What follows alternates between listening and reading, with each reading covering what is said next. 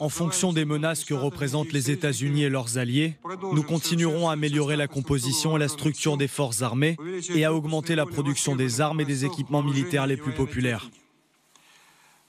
Nous augmenterons l'intensité des attaques contre les centres logistiques et les bases de stockage des armes occidentales.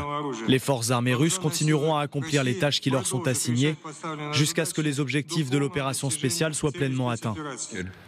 La réponse s'annonce d'ampleur ou sommes-nous justement dans l'effet d'annonce ? Ils essayent. Ça fait 2 ans qu'ils essayent. Il y a toujours des avions de chasse ukrainiens qui décollent tous les jours. Il y a toujours des obus qui marchent. Il y a toujours 90% de la flotte d'artillerie des obus qu'on a donnés qui fonctionnent. S'ils étaient capables de détruire tout ce matériel, ils l'auraient déjà détruit. Donc aujourd'hui, c'est un effet d'annonce de plus. Quel est l'objectif de la Russie ? Ils le disent, voilà, on va atteindre nos objectifs. Prendre Odessa, mais c'est hors de portée. Il faut savoir que là, aujourd'hui, on est dans une situation où on dit « Ah, les Ukrainiens, ils sont en train de reculer, les Russes avancent ». Ils ont pris, depuis le début de l'année, dans le Donbass, 270 km². Ça veut dire que simplement prendre le Donbass à la vitesse actuelle, ça arrive seulement en 2036. C'est dans 12 ans au rythme actuel. C'est quoi leurs objectifs ? C'est de perdre 1000 hommes par jour pendant 12 ans pour essayer de prendre un tas de ruines. Aujourd'hui, je crois en aucun cas que la Russie soit capable de faire s'effondrer le front, et encore moins quand il y aura l'aide occidentale qui va arriver en volume. Alors l'objectif à très court terme, c'est de prendre la ville de Chassiv Yar. On a montré un certain nombre de cartes du front où se trouve cette petite ville qui est voisine de la ville de Barmout, qui est tombée il y a presque 1 an, jour pour jour, aux mains des Russes. Et Chassiv Yar semble voué au même sort, à moins que les aides américaines votées ce samedi 20 avril arrivent vite. Ça peut permettre d'empêcher Chassiv Yar de tomber, d'après vous, ou pas ? Mais de toute façon, Chassiv Yar, c'est une ville. 12 000 habitants. Il faut se souvenir de la ville d'Avdiivka, qui est la dernière qui est tombée. Ça a duré 6 mois. Il a fallu que la Russie perde, de chiffres russes, 16 000 hommes morts, 30 000 blessés pour prendre une ville de 16 000 habitants. Chassiv Yar, c'est 12 000 habitants. Les Russes ont mis 1 an à parcourir les 6 km entre Bakhmout et Avdiivka. Donc maintenant, s'il leur faut 4-5 mois pour prendre simplement un nouveau tas de ruines, Chassiv Yar, l'aide des Américains, notre aide à nous, l'arrivée des F-16, l'arrivée des attaques MS, tout ça, ça va faire la différence et ils n'arriveront pas à le prendre. Donc oui, si on leur donne les moyens de tenir Chassiv Yar restera sur la ligne de front et les Russes continueront à perdre leurs troupes dessus. Donc on comprend qu'en l'état, ça ne peut pas être le trophée espéré par Vladimir Poutine pour le 9 mai, parce que ça va arriver très rapidement. En revanche, on s'arrête sur une autre déclaration, celle du chef du renseignement militaire ukrainien ces dernières heures, le général Kirilo Boudanov, qui parle d'une situation qui va empirer autour de la mi-mai. L'Armageddon ne se produira pas. Il calme quand même un peu les esprits, contrairement à ce que beaucoup disent en ce moment.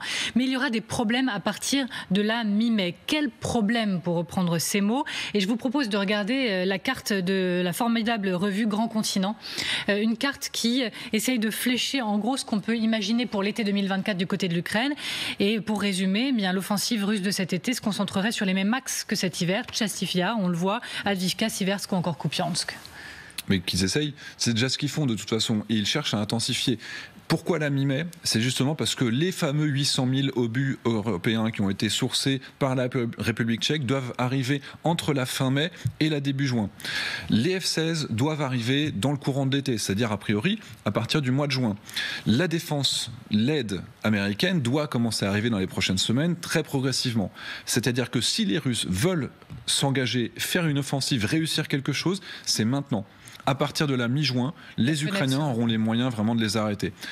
Militairement, je pense qu'ils avanceront pas plus vite que ce qu'ils ont fait dans les derniers mois, c'est-à-dire très lentement. Par contre, ils peuvent faire souffrir, notamment parce qu'il n'y a pas la défense aérienne. Donc les grandes villes comme Kharkiv, par exemple, ils peuvent continuer à faire souffrir cette ville d'1 million d'habitants, la deuxième ville du pays. Justement, parlons-en de Kharkiv, parce qu'on a vu hier cette image très forte de la tour de télévision qui a été frappée par un missile russe, et Volodymyr Zelensky a dénoncé une intimidation évidente pour que la terreur soit visible dans toute la ville. L'ISW parle même de la volonté de créer une panique à Kharkiv de la part des Russes. Ils veulent faire quoi, les Russes ? Une zone démilitarisée, un no man's land inhabitable ? Ben oui, mais tout comme ils l'ont fait avec Mariupol. Mariupol, 90 000 morts civiles prouvées en source ouverte par les analyses de la société de presse. Donc ils veulent créer des no man's land, ils veulent que la population s'en aille en se disant moins il y aura de population, plus ce sera facile de gérer cette ville, ou en tout cas l'économie va s'effondrer, l'industrie ne va plus fonctionner. C'est peut-être un centre industriel, c'est certainement une ville économique, c'est la deuxième ville du pays, et c'est la seule qui est à portée de missiles balistiques depuis le territoire russe. C'est pour ça que les autres grandes villes sont, on va dire, protégées, c'est simplement une question de distance. Les seules choses choses qui peuvent toucher les autres grandes villes, Odessa, Dnipro, Kiev, ce sont des missiles de croisière qui doivent aller très très loin. Et là, malheureusement pour eux, Kharkiv est à la frontière, donc les tornados, enfin les systèmes plus légers peuvent toucher la ville en continu et c'est pour ça qu'ils cherchent à la détruire. Vous parliez tout à l'heure des Ukrainiens qui attendent les aides qui prendraient le relais aux aides qui viennent d'être annoncées pour tenir sur la longueur. Bref, les Britanniques eux aussi, ils ont haussé le ton aujourd'hui. Le Premier ministre Sunak a annoncé le plus grand programme d'aide militaire jamais réalisé pour l'Ukraine, en tout cas en ce qui concerne le Royaume-Uni. On est à 1,5 milliard de livres supplémentaires là aujourd'hui. Il annonce que son pays se place en économie de guerre. Je vous propose de l'écouter pour mieux justement en reparler juste après. Ah, on ne l'écoute pas, me dit-on, mais donc il a annoncé que son pays passait en économie de guerre. Vous dites, ok, très bien, c'est ce que doivent faire l'Europe et la France même aujourd'hui ? Il y a une certitude, les services de renseignement nous le disent, si les Russes arrêtent de s'épuiser en Ukraine, ils vont attaquer directement les pays de l'OTAN, les pays baltes en 2026. C'est les services allemands qui le disent. La seule solution pour que ça n'arrive pas, il faut que les Russes soient stoppés en Ukraine, il faut qu'ils perdent leurs hommes en Ukraine, il faut que leur armée soit incapable de se reconstituer derrière.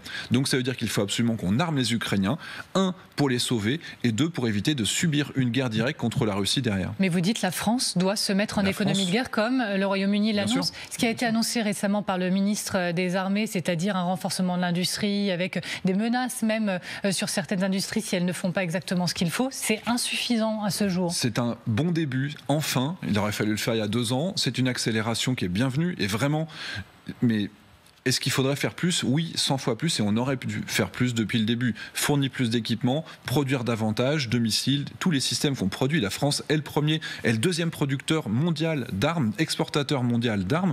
On est particulièrement puissant et notre montée en cadence n'a pas été celle de nos voisins. Donc malheureusement aujourd'hui, on est en retard en comparaison avec l'effort qui a pu être fait par les Britanniques ou les Allemands par exemple. Heureusement, on est en train d'accélérer, on est en train de rattraper ce retard, mais quand on sera réellement en économie de guerre, tous comme les Britanniques le font, il faut se rendre compte à quel point il y a une disproportion. L'industrie, le PIB russe est très faible en comparaison avec l'Europe et les États-Unis.